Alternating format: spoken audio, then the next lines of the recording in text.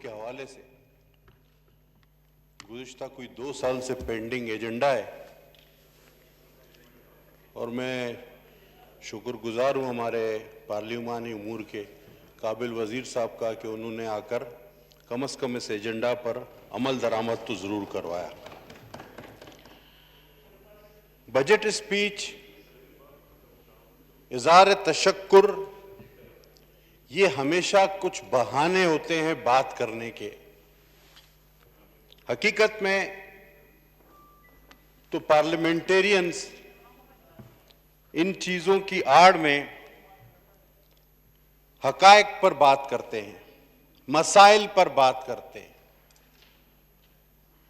Corona पर एक लंबी बहस, हर आदमी ने अपने आदाद शुमार दिए।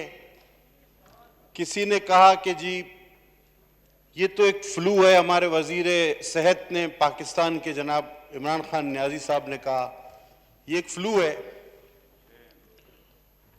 वो वजीर कानून भी हैं, कानून भी जानते हैं। फिर उन्होंने कहा 1.5 आदमी मरेगा, लेकिन अब वो कहते हैं कि ये एक बड़ी संगीन बीमारी है और खुदा हम सबको इससे महफूज रखे। रोज बरोज इसके मरीजों की तादाद बढ़ती जा रही है। जनाब आला, मैं फोकस करूंगा इस वक्त जो करंट सिचुएशन बनी। एक कमीशन बना, वो चीनी के हवाले से था और ये कमीशन बनाने की कोई जरूरत नहीं है। अगर आप अपना रिकॉर्ड असेंबली का उठाकर देखें तो कुछ ही अरसा पहले मैंने कह दिया था कि जनाब FIA को जहमत मत दें, कमीशन बनाने की कोई जरूरत नहीं है। अपने दाएं जानिब और बाएं जानिब देखें, चीनी चोर और आटा चोर आपको मिल जाएंगे और वही एज इट इज कमीशन ने भी लिखकर आपको दिया। और जनाब चोरी की किस किस चोरी की आप बात करेंगे? सबसे बड़ी चोरी एतमाद की चोरी होती है। जो आप वादे करते हैं, जो आप कौम में एतमाद की फजा पैदा करते हैं, जो आप अपना मंशूर पेश करते हैं, जो आप ख्वाब दिखाते हैं लोगों का, सबसे बड़ा डाका उस पर पड़ता है। यहां तो वोट पर भी डाका पड़ा। अद्वियात से लेकर अशियात तक हर शख्स लाइन में खड़ा नजर आ रहा है। बूढ़े बेचारे आटे की लाइन में, नौजवान बेचारे पेट्रोल की लाइन में, खवातीन बेचारी 12-12 हजार के लिए पैसों की लाइन में, और जनाब बाकी जो बचे हैं वो अस्पतालों की लाइन में। बुजुर्गों से रक्स करवाए जाते हैं। सर वीडियोस मौजूद है, 12,000 देकर कहते हैं रक्स करो, कभी देखे हैं 12,000? सर मैं इस जहनी कमजोरी का जिक्र करूं या जबरी बरतरफियों का जिक्र करूं? जनाब आला, अद्वियात ये वो चीज है जिस पर कभी किसी हुकूमत ने डाका नहीं डाला। 400 गुना महंगी हुई, किसी की कान पर जूं नहीं रेंगी। चीनी गायब हुई, बड़ी मुश्किल से कमीशन बना। आज आटा गायब हो रहा है, अभी टिड्डी दिल के असरात आने बाकी है। पेट्रोल खुश्क हो गया, डॉलर महंगा हो गया, बेरोजगारी इंतहा पर चली गई, महंगाई ने रिकॉर्ड तोड़ दिए, कोरोना ने लाशें सड़कों पर ले आए। और फिर मैं कोरोना का जिक्र करूं या आपके पिछली हुकूमतों के रोने का जिक्र करूं? आप तो हर बात में कहते हैं जी ये पिछली हुकूमत। अब किसी तरह कोई बहाना करके ये कोरोना का भी जो है मसला आसिफ जरदारी और नवाज शरीफ पर डाल दीजिए खुदा के वास्ते, और बात को खत्म कर दीजिए कि ये उनकी वजह से हुआ है। जनाब बात जहालत की भी है, झूठ की भी है। यू टर्न, जिसको नया झूठ और मुनाफिकत को नया नाम दिया गया है यू टर्न, उसकी भी है। जनाब वाला ढटाई की भी है। और डटाई के साथ साथ इंतकाम की उस सियासत की भी है। कुदरती आफात भी हैं जनाब, मौसम का सितम भी है, टिड्डी दिल अपनी जगह। आज आपने कल अखबार में पढ़ा होगा कि बड़ी बड़ी चिमगादड़ों ने हमला कर दिया, यही रह गया था बाकी। लीची और सेब पर बड़ी बड़ी चिमगादड़ों ने हमला कर दिया है। सर मैं चिमगादड़ का जिक्र करूं, मेरा कश्मीर चला गया, या उसके बॉर्डर का जिक्र करूं? मैं क्या जिक्र करूं सदर पाकिस्तान की स्पीच पर? बैरूने मुल्क फंसे हुए पाकिस्तानियों का जिक्र करूं, मजदूरों का जिक्र करूं, ज़हनी फतूर का जिक्र करूं, इंतकामी मंशूर का जिक्र करूं? आखिर किस बात पर जाकर इंतहा करूं? जनाब वाला, चीनी कमीशन, एक शख्स चीनी कमीशन में 3 बार चीख चीख कर चीनी कमीशन की रिपोर्ट कह रही है कि चीनी महंगी हुई आपके एक्सपोर्ट की वजह से। कॉमर्स डिवीजन अब नंबर 1 बतौर इंचार्ज वजीर आजम ने एक इजाजत दी कि चीनी एक्सपोर्ट की जाए। वही है ना इंचार्ज वजीर। नंबर 2, उन्हीं वजीर आजम ने बतौर वजीर आजम भी उसकी मंजूरी दी। नंबर 3, कैबिनेट में कैबिनेट के सरबराह की हैसियत से भी उसकी मंजूरी दी। तो ये पूरी रिपोर्ट एक आदमी को 3 बार मुल्जिम नामजद कर रही है और चीख चीख कर कह रही है, लेकिन कुछ भी नहीं हो रहा। और मुझे पता है कुछ भी नहीं होगा, क्योंकि आपको स्केपगोट चाहिए। आपको अब ऐसा कोई बकरा चाहिए, मुझे पता है हलाल करने को किसकी वो तैयारी हो रही है। सर सब्सिडी की बात भी है। पीटीआई हमेशा इस बात पर रोती आई कि जी लूट कर खा गए, और आप अंदाजा करें कि साबिका दौर की सब्सिडी भी इस हुकूमत ने अदा की है, और वो भी अरबों में। और 11 माह में इस कौम को 40 अरब रुपए का टीका लगा दिया गया। सर 2017 से सिंध गवर्नमेंट ने कोई सब्सिडी नहीं दी। 2018 में चीनी 51 रुपए से 67 रुपए पर आ गई सर, और आज 82 रुपए है। 11 लाख टन चीनी एक्सपोर्ट की वफाक ने काबीना की इजाजत से और जुबानी आर्डर के तहत पंजाब हुकूमत ने सब्सिडी जारी कर दी। कमीशन की रिपोर्ट सर, सबसे ज्यादा फायदा मिस्टर तरीन, खुसरो बख्तियार साहब और उनके इत्तेहादी ओमनी ग्रुप की 9 कंपनियों को मिलाकर भी सर ये सबसे ज्यादा फायदे में रहे हैं। उनके जिम्मे बहुत कम रकम आई, जो मैं आपको अभी बताता हूं। और दूसरा जुल्म देखें सर, यूटिलिटी स्टोर के लिए जो आपने खरीदारी की, उसमें भी 4 रुपए का टीका लगाया फी किलो पे। वो पैसे कहां गए? वो भी गरीबों के जेब से आपने निकाले। 76 रुपए की चीनी 80 और 82 रुपए में खरीदी, और तकरीबन लाखों अरबों रुपए का चूना आपने लगा दिया। अब सर हिस्सेदार देखिए सब्सिडी में कौन कौन है। सर 3,590 मिलियन 12%, ये जहांगीर तरीन साहब को गए। रहीम यार खान ग्रुप 4 शुगर मिलें, 4,145 मिलियन रुपए इन्हें नवाजा गया। ये टॉप पर है, ये पीटीआई ग्रुप सर। 10 मिलों को 7,735 मिलियन रुपए दिए गए, और जनाब 2,324 मिलियन रुपए ओमनी ग्रुप के भी जिम्मे आए, मैं बिल्कुल इसका इकरार करूंगा, मुझे किसी से मुंसलिक नहीं हूं, किसी के से नहीं डरता। और आपके वजीर आला बुजदार साहब कहते हैं, पहले तो उन्होंने कहा केडी मीटिंग, कौन सी सब्सिडी, ये वजीर आला है। फिर उसने कहा मुझे तो याद ही नहीं है।